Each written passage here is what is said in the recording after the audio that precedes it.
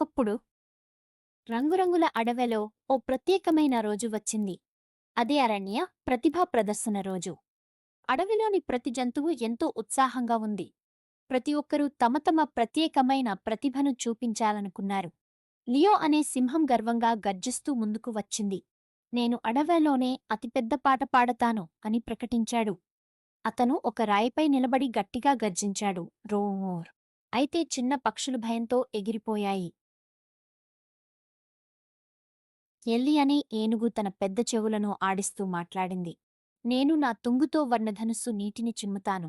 ఆమె నదిలోంచి నీటిని తుంగుతో తీసుకుని గాల్లో చిమ్మింది. అది సూర్యకాంతిలో రంగుల వర్ణధనుస్సులా మెరిసింది. మ్యాక్స్ అనే కోతి చెట్ల మధ్య ఊగుతూ వచ్చాడు. ఇప్పుడు నా గాలి మాయాజాలం చూడు. అతను ఫ్లిప్ చేశాడు, తిప్పాడు, చివరికి తన వాలుతో గాల్లో ఉన్న అరటిపండును పట్టేశాడు.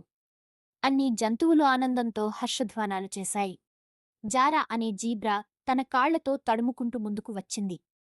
నేను నా గీతలతో డాన్స్ చేస్తాను. ఆమె తిరుగుతూ, తిప్పుతూ నృత్యం చేసింది. ఆమె నలుపు, తెలుపు గీతలు అద్భుతమైన నమూనాలు సృష్టించాయి.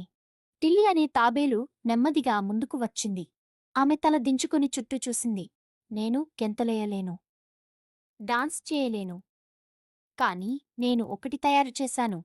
ఆమె చిన్న ఆకులతో చేసిన బుట్టను తెరిచింది. అందులో రంగురంగుల రాళ్లు ఉన్నాయి. ప్రతి రాయిపై ఒక జంతువు పేరు, వాళ్ళు ఇష్టపడే ప్రతిభతో కూడిన బొమ్మలున్నాయి. ఒక్క క్షణం పాటు అన్ని జంతువులు నిశ్శబ్దంగా నిలిచాయి. ఆపై పెద్దగా చప్పట్లు కొట్టి టిల్లీని ప్రశంసించాయి. ఇది చాలా ప్రత్యేకమైన టాలెంట్ షో. ఇందులో అన్ని జంతువులు గెలిచాయి. జంతువులు అన్నీ తమ బహుమతులని పట్టుకొని ఫోటో దిగాయి. ఈ కథ నుంచి పాఠం: ప్రతి ఒక్కరికీ ఒక ప్రత్యేకమైన ప్రతిభ ఉంటుంది. కొంతమంది యాక్టివ్గా, మెరిసే ప్రతిభ చూపిస్తారు. మరికొంతమంది దయతో, ప్రేమతో గుండెల్లో మెరుస్తారు.